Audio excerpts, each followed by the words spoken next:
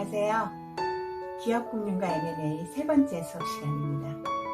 지난 시간에는 에쿼티 파이낸싱을 하는 경우 주주의 이익을 어떻게 보호할 것인가 하는 문제, 그리고 데트와 에쿼티의 역학관계가 채권자와 주주들의 권익보호를 위한 법제도에 어떠한 영향을 미치는지 살펴보았습니다. 이와 관련해서 제가 몇 가지 퀴즈를 드렸었죠. 퀴즈는 여러분들이 수업 내용을 얼마나 이해하는가를 확인하는 장치인 동시에 수업에서 다른 내용을 다시 한번 복기하면서 그 내용들을 자기 것으로 만들라는 의미이기도 합니다. 사실 남의 강의를 듣기만 하면 기억에 잘 남지 않습니다. 그래서 핵심적인 내용이라도 한 번씩 본인의 문장으로 써보라고 내드리는 것입니다. 그러면 오늘 수업 진도를 나가기에 앞서 지난 시간의 퀴즈들을 다시 한번 살펴보도록 하겠습니다.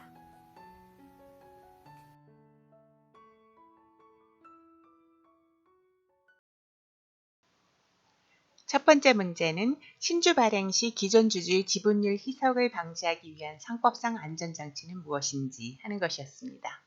대부분의 분들이 신주인수권에 관해서 언급하셨습니다. 네, 신주인수권 정답 맞습니다. 그런데 신주인수권만 가지고는 부족하죠. 신주인수권이라는 것은 신주를 인수할 수 있는 권리지 신주를 공짜로 준다는 것은 아닙니다. 그래서 신주를 인수하기 위해서는 주주로서는 자금이 필요한데 주주의 자금 능력을 상회해서 신주가 마구 발행되어 버리면 사실상 주주들은 그 신주를 인수할 수 없기 때문에 지분율이 희석되는 결과가 발생합니다. 그래서 이사회에서 신주 발행 여부를 결정할 수 있는 권한을 가지고 있는 상황에서는 적어도 이사회가 그 주주들에게 묻지 아니하고 주주들의 동의 없이 신주를 발행할 수 있는 한도라도 정해 놓아야 사실상 주주들의 신주 인수권이 온전하게 보존될 수 있습니다. 그래서 신주 인수권과 정관에 기재된 수권자본 두 가지가 합쳐졌을 때 그 기존 주주의 지분율 희석을 방지할 수 있는 그 수단이 된다고 하겠습니다. 두 번째 문제는 비상장법인의 경우 신주의 제3자 배정과 관련된 영국과 한국의 규제 차이입니다. 영국이나 한국이나 모두 신주 인수권을 배제하고 제3자에게 배정하기 위해선 큰 틀에서 주주의 동의가 있어야 된다는 점은 동일합니다. 하지만 주주들의 동의를 얻는 구체적인 방법에서는 영국과 한국의 경우 약간의 차이가 있습니다.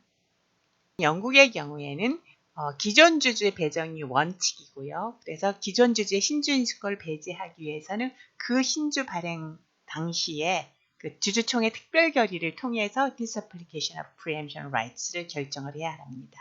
그러니까 이 Disapplication of Preemption Rights는 매번 신주 발행할 때마다 매번 신주를 제3자에게 배정할 때마다 필요합니다. 반면 한국의 경우에는 그 제3자 배정이 가능한 조건을 정관에 명시하도록 되어 있습니다. 그래서 정관에 어떤 경우에 제3자에게 배정을 할 것인가를 정할 때는 주주의 의사가 반영되지만 실제로 그 정관 규정에 따라 신주가 발행할 때는 그냥 이사의 결의를 거쳐서 발행하게 됩니다. 그러니까 특정 신주의 제3자 배정과 관련해서는 한국의 경우에는 그 주주들이 뭐라고 의견을 반영하기가 어렵죠. 물론 이제 주주의 3분의 2 이상이 그 신주의 제3자 배정에 그 이의를 제기하고자 한다면 정관을 변경하는 방법으로 가능할지 모르겠지만 그 정도가 아니라면 주주가 개입할 여지가 없습니다. 반면에 영국의 경우에는 매번 제3자 배정을 할 때마다 주주들의 동의를 얻도록 되어 있습니다. 다음은 이사의 충실 의무와 관련된 벌과 도주의 견해 차이의 핵심이 무언가 하는 거였습니다. 벌은 주주 중심주의를 취하고 있죠. 그래서 회사 또는 경영진에 부여된 모든 권한은 반드시 그리고 언제나 모든 주주의 비례적 이익을 위해서만 행사될 수 있다. 즉 only for the rate of benefit of the shareholders 였습니다. 반면에 도드의 경우에는 회사는 단지 주주의 이익 창출만을 목적으로 존재하는 것이 아니고 사회적 역무도 수행하는 경제적 기관이라는 시각을 갖고 있었죠. 그래서 도드의 입장은 이해관계자 자본주의라고 할 수 있습니다. 그래서 도드에 따르면 이사는 주주의 이익뿐 아니라 고용인 및 일반 공주, 고객 등 주요 회사 이해관계자에 대해서도 의무를 부담한다는 것이죠. 그러니까 핵심적인 차이는 주주의 이익만을 고려할 것이냐, 아니면 주주의 이익 외에 주요 회사 이해관계자 이익도 함께 고려할 것이냐 하는 문제인 것입니다. 다음 문제는 2006년 영국 회사법 개정 시 채택된 Enlightened Shareholder Value란 무엇인가 하는 거였죠. 자, Enlightened Shareholder Value란 벌의 입장을 살짝 수정된 주주 중심주의라고 하겠습니다. 그래서 그 이사가 추구해야 되는 것은 당연히 주주 이익이지만 주주의 이익과 상충되지 않는 범위 내에서는 부차적으로 다른 이익들도 함께 고려하고 할 수 있다. 그러니까 종전의 이제 영국 회사법의 입장은 only for the benefit of the shareholders였거든요. 그래서 오로지 주주 이익의 극대화만 추구하도록 돼 있었는데 그 범위를 그러니까 주주 이익과 상충되지 않는다는 전제 하에서 부차적으로 고려할 수 있도록 수정한 주주 중심주의라고 하겠습니다. 다음 문제는 영국법에서 회사가 솔번트인 상황에서는 채권자 보호와 관련하여 아무런 법 규정을 두지 않고 있는 이유가 무엇인가 하는 것입니다.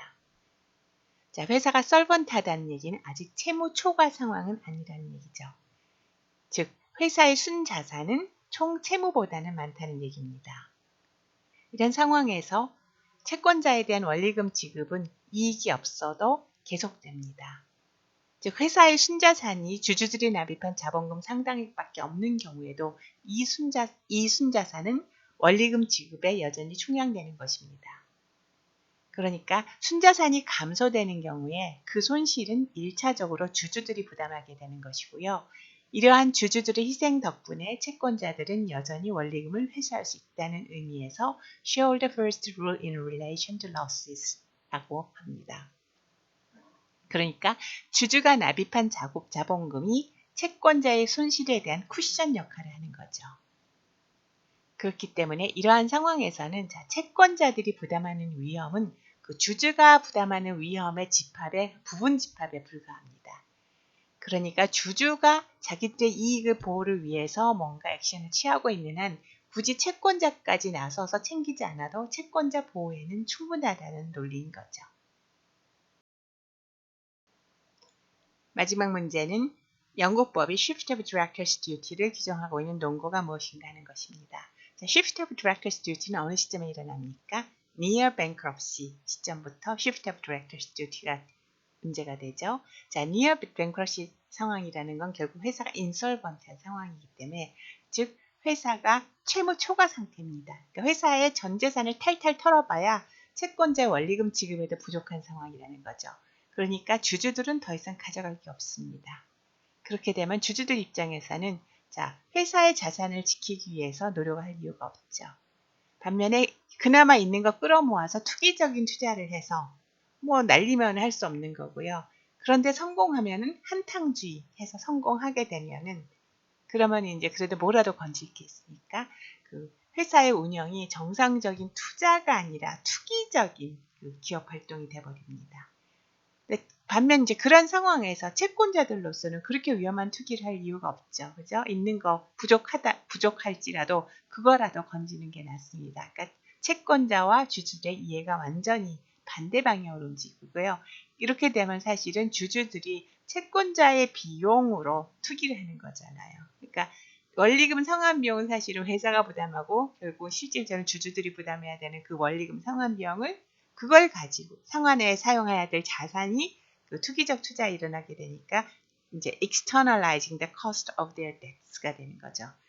그래서 near bankruptcy 상황에서는 a mechanism to stop companies externalizing the cost of their debts 이게 필요합니다. 그래서 그걸 방지하기 위해서 오히려 이사의 충실 의무도 그 주주에 대한 것이 아니라 채권자의 이익을 우선적으로 고려하는 걸로 이렇게 shift가 일어나는 것이 이제 영국법 체계입니다.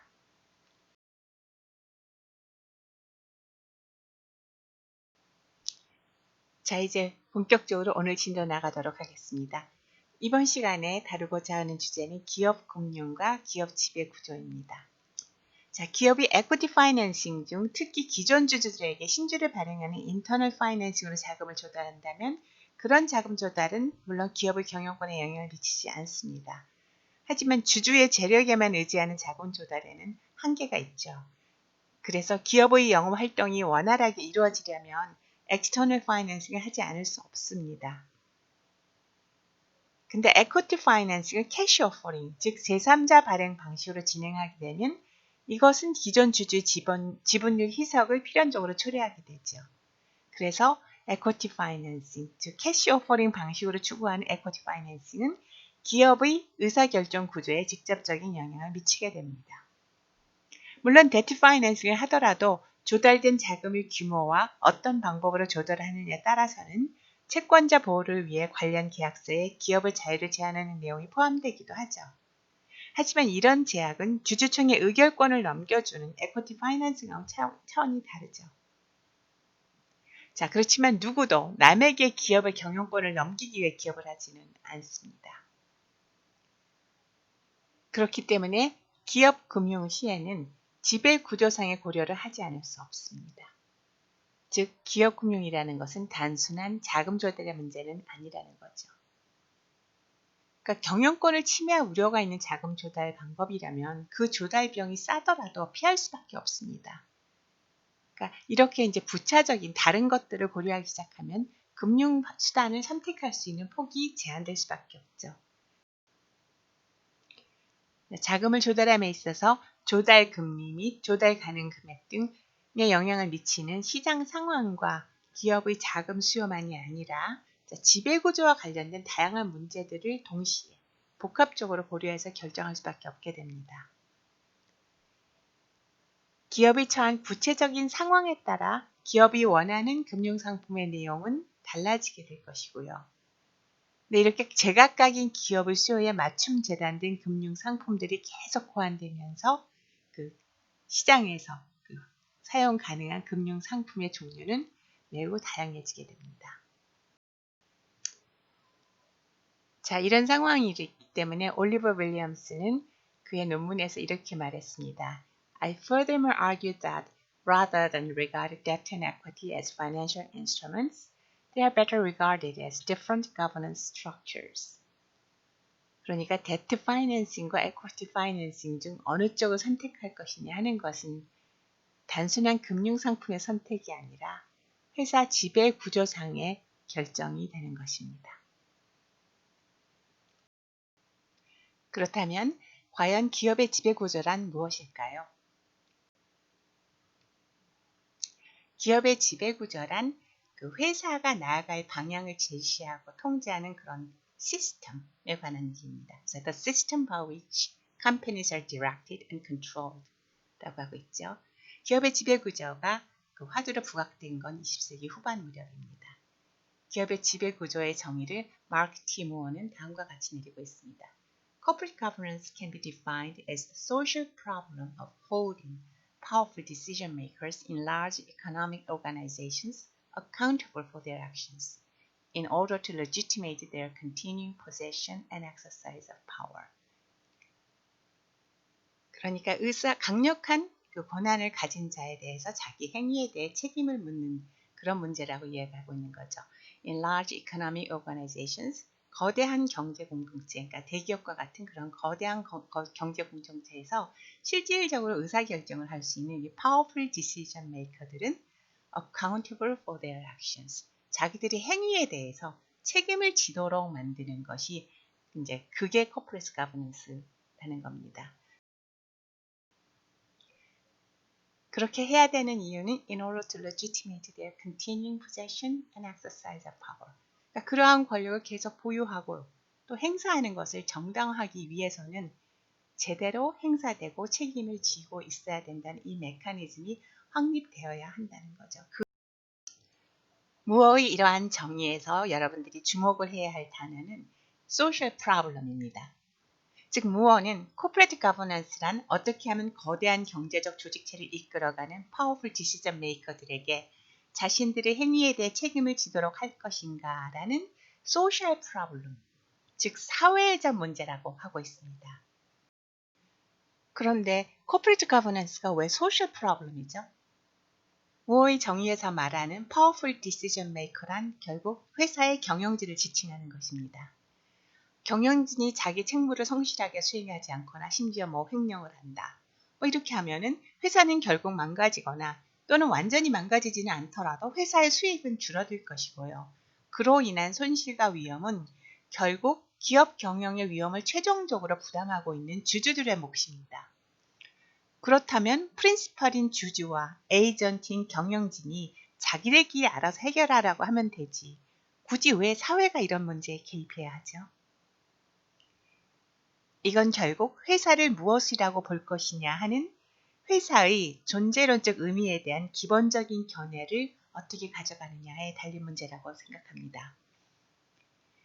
오늘날 대기업들은 그 기업의 주주뿐만이 아니라 해당 기업과 직접 간접적으로 관계를 맺고 있는 수없이 많은 국민들의 일상생활의 여러 면에서 막강한 영향을 미치는 거대한 경제적 조직체입니다. 그렇다면 이런 거대한 사회적 조직체를 단지 주주의 이익을 위해서만 존재한다고 볼 것인가? 아니면 그 자체가 독립된 사회적 실체로서 독자적인 사회적 구성원으로서의 역할과 책임을 부담한다고 볼 것이냐 하는 가치관의 문제인 것이죠. 이와 관련하여 어떤 견해를 취하느냐에 따라 기업이 소속되어 있는 사회가 그 기업의 지배구조에 대해 얼마만큼 목소리를 내고 영향력을 행사할 것인가 하는 그 범위가, 그 정도가 정해지게 되는 것입니다. 기업의 존재론적 의미에 대해서 도열과 같이 주주 중심주의를 취하는 사람들의 입장에서 본다면 corporate governance란 What system is there that the providers of capital get any return on their investment의 문제가 됩니다. 왜냐하면 경제적인 면에서 본다면 컴퍼니는 collection of assets에 불과하고요. 자산의 집합에 불과하죠. 그런데 그 자산의 집합은 these assets fall under the control of the managers. 경영진이 사실상 관리하고 있는 거죠. 그래서 이렇게 경영진이 관리하고 있는 자산에서 발생하는 수익을 이 캐피탈 프로바이더들에게 제대로 돌려주기 위한 시스템에 뭐가 있느냐. 이게 이제 corporate governance 문제라고 파악하게 됩니다. 그래서 이러한 시각에서 보면은 corporate governance is about alignment. 그러니까 이해관계를 일치시키는 문제다라고 정의하게 됩니다. 즉 경영진, 매니저의 이해와 주주들의 이해가 같은 방향으로 정렬되도록 확보하기 위하여 어떠한 법적 또는 기타 장치가 존재하느냐 하는 것이 이제 corporate governance라는 거죠.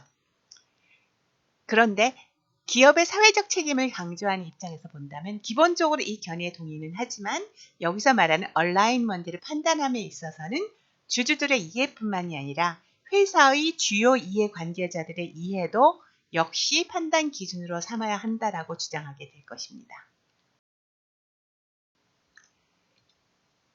이처럼 corporate governance에 대한 논의는 the ultimate objective of the companies, 즉 기업이 존재하는 궁극적인 목적이 무엇이냐에 대해 어떤 입장을 취하느냐에 따라서 세부적인 부분에서는 결론이 다소 달라질 수 있는 것입니다.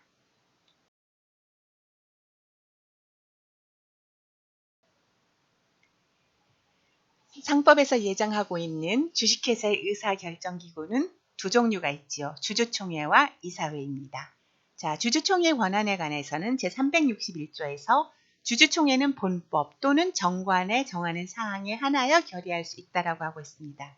그래서 주주총회 결의사항이 되려면 상법에서 요건 주주총회 결의로 해야 된다라고 정하고 있거나 그게 기본으로 디폴트로 들어가는 거고요. 또 그거에 플러스 주주들이 뭔가 내가 더 관여하고 싶다라고 하면 정관에서 주주총회 결의사항으로 명시함으로써 주주들이 관여할 수 있게 되는 거죠.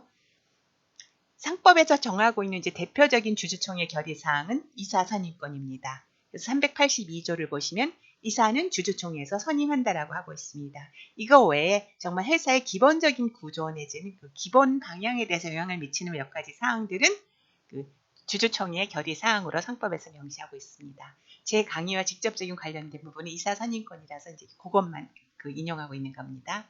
자, 반면에 이사회의 권한에 관해서는 393조에서 중요한 자산의 처분 및 양도, 대규모 재산의 차입, 지배인의 선임 또는 해임과 지점의 설치, 이전 또는 폐지 등 회사의 업무 집행은 이사회의 결의로 한다라고 하고 있습니다. 그러니까 결국 회사의 업무 집행에 관한 중요한 사항들이 이사회 결의가 있어야 된다는 게 393조의 기본 얘기고요. 앞에 있는 것들은 그럼 어떤 것들이 과연 그런 중요한 사항에 속하는지에 관한 예시라고 할 수 있습니다. 자, 현실적으로 이 조항들이 어떻게 작동하고 있는가를 보면요. 일단 소규모 폐쇄 회사의 경우에 주주가 이사를 겸임하고 있는 경우라면 사실 별로 신경을 안 쓰겠죠. 뭐 정관에서 뭐라고 정하던 어차피 이사회에서 정하는 거나 주에는 주주의 의사가 다 반영이 돼 있기 때문에. 그런데 소규모 폐쇄 회사라 하더라도 소수의 주주군이 경영권을 장악하고 있고요. 나머지 주주들은 경영권이 없는 경우라면 사실은 정관에 정하는 사항의 범위는 많아질 것입니다. 왜냐하면 나머지 주주들이 뭔가 이제 영향력을 행사하기 위해서는 그걸 주주총회 결의사항으로 가져가는 수밖에 없지 않습니까? 그래서 정관에서 주주총회 결의사항으로 열거하는 사항들을 통해서 직접 이사라든지 이런 걸 겸직함으로써 회사의 경영에 참여하고 있지 않은 나머지 주주들의 의사를 반영할 수 있는 그런 장치로 사용할 것입니다. 그런데 이제 주주의 숫자가 많아지고 그래서 주식이 널리 분산되는 경우, 특히 이제 상장회사죠. Publicly Traded Company 같은 경우에는 사실 주총에서 뭔가를 결정한다는 것은 쉽지 않습니다. 그러니까 주주들이 워낙 많다 보니까 주주들이 수시로 모이기가 어렵기 때문에 주주총회라는 것은 기동력이 매우 떨어지죠. 그러다 보면은 결국 주주총회 결의사항은 상법에서 정하는 사항으로 국한되는 것이 현실입니다.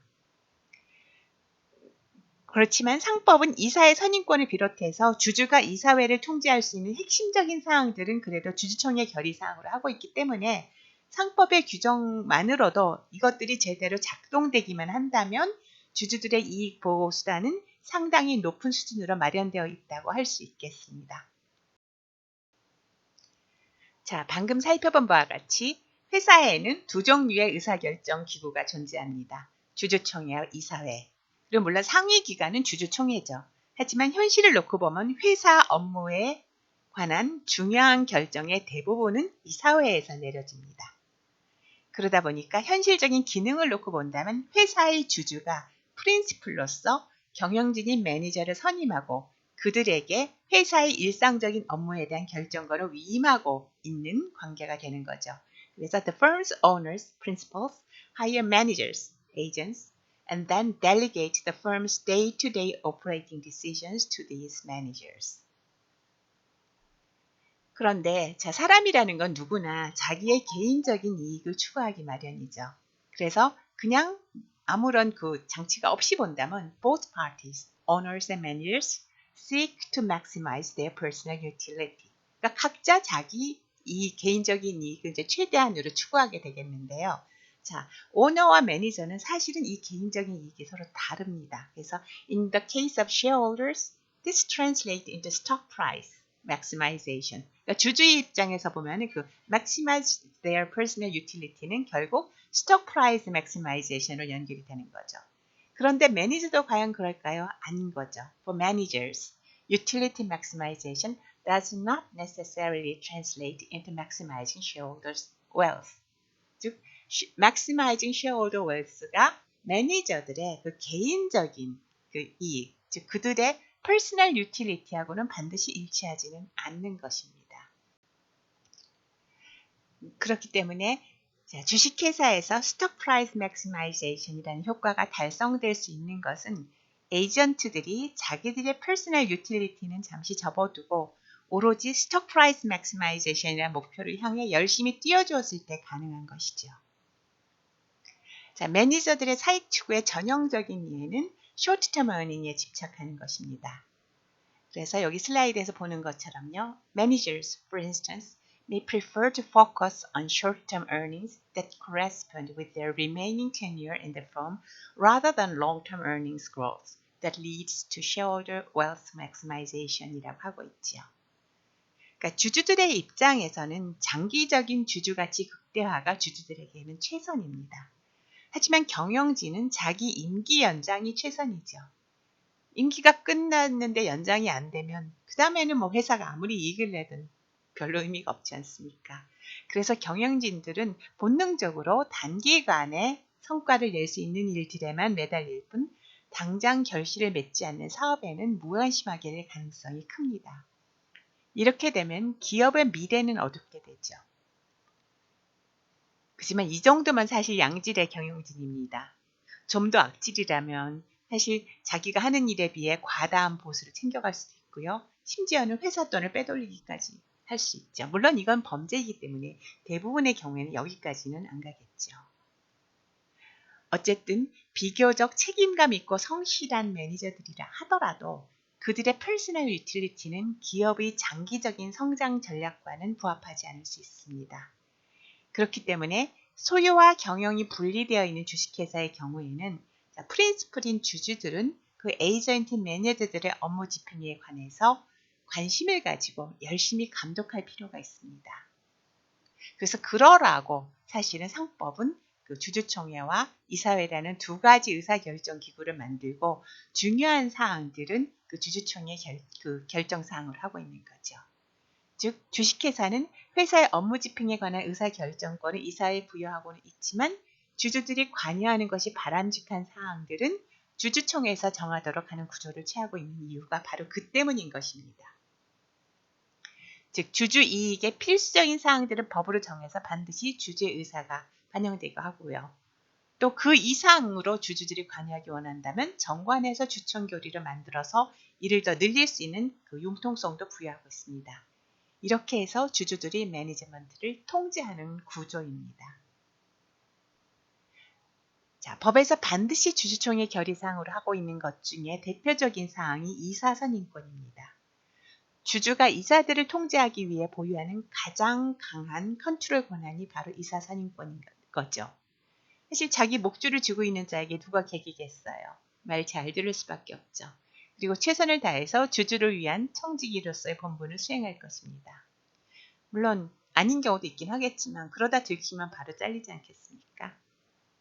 자, 그런데 이거는요. 주주들이 자기에게 부여된 컨트롤 권한을 제대로 행사할 경우에만 말이 되는 얘기입니다. 주주들이 권리 위에 잠자는 자가 되어버리면 이 모든 전제가 한순간에 무너지고 그렇게 되면 여러 가지 문제가 발생하게 됩니다. 현대사회에서 코퍼레이트 가버넌스에 대해서 관심이 뜨겁고 논의가 활발해진 이유는요. 소유와 경영의 분리 현상이 보편적인 사회 현상이 되었기 때문이죠. 특히 영국의 경우 이 현상은 매우 두드러집니다. 그래서 지금 그 기사를 보시면요. Full divorce between ownership and control is British obsession이라고 하고 있습니다. 게다가 영국의 경우는 단지 소유와 경영이 분리된 데서 끝나지 않고요. 대부분의 상장 기업들은 그 주식들이 그 리딩 쉐어홀더도 없이 수없이 많은 소액주주들에게 넓게 분산되어 있는 점이 특징입니다. 그런데 이렇게 소유와 경영이 분리된다는 의미는 주주가 경영진을 겸임하지 않고 회사 업무에서 뒤로 한 발짝 물러난 지위에서 회사 업무에 관한 중요한 결정들은 경영진에게 위임하는 관계가 되는 거기 때문에 자, 이런 경우에 주주들의 이사 선임권 및 업무 감독은 회사가 주주가치 극대화 방향으로 제대로 작동할 수 있도록 확보하는 데 매우 중요한 수단이 됩니다. 자, 그런데 사람이라는 게 참 그렇죠. 한 발 물러나 있다 보면 아무래도 관심도 떨어집니다. 또 대체로 이렇게 맡겨놓고 있는 사람들은 나름 자기 할 일도 많은 바쁜 사람들이에요. 그런데 감독을 한다는 것은 그만큼 시간과 노력을 투자해야 하는 일입니다. 이거 바쁜 사람들에게는 사실 매우 번거롭고 귀찮고 그런 일들입니다. 그러다 보니까 아무래도 소홀해지기 쉽습니다. 그래서 그냥 특별히 별 문제가 없는 것 같으면 대충 넘어가다가 뭔가 치명적인 문제가 발견되는 상황이면 그때 가서 이제 비로소 관여하는 거죠. 그러니까 평소에는 그냥 니들이 알아서 해라 하는 상황이 벌어지게 되는 겁니다. 그래서 이제 이러한 현상에 대해서 이제 지금 이 논문 Theory of the Firm, Managerial Behavior, Agency Costs and Ownership Structure라는 논문에서 이렇게 지적하고 있습니다. How does it happen that millions of individuals are willing to turn over a significant fraction of their wealth to organizations run by managers who have so little interest in their welfare. 이렇게 소유와 경영이 분리되면서 특히 주식이 이렇게 수많은 소액 주주들에게 널리 분산되어 있는 경우에는요. 법적으로 그리고 회사의 조직 체계도 상으로는 분명히 그 경영진을 감시하고 감독하는 기구가 존재하지만 사실은 주인 없는 회사가 되어버리는 거죠.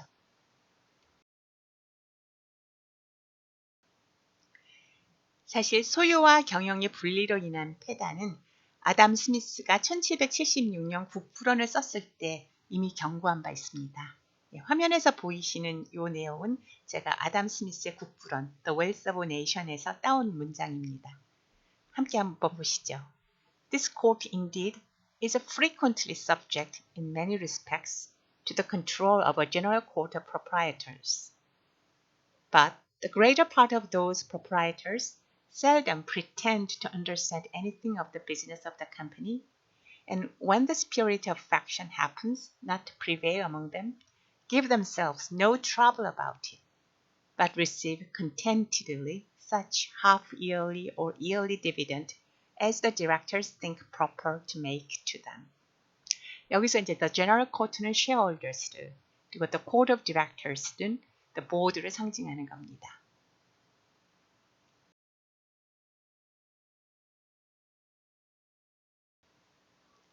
이 글은 Edinburgh Review에 실린 Railway Morals and Railway Policy라는 논문의 일부입니다.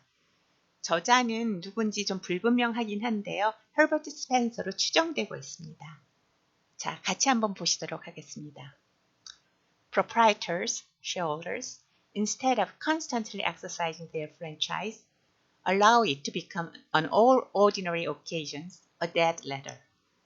Retiring directors are so habitually re-elected without opposition and have so great a power of ensuring their own re-election without opposition, and so great a power of ensuring their own re-election when opposed, that the board becomes practically a closed body. And it is only when the misgovernment grows extreme enough to produce a revolutionary agitation among the shareholders that any change can be effected.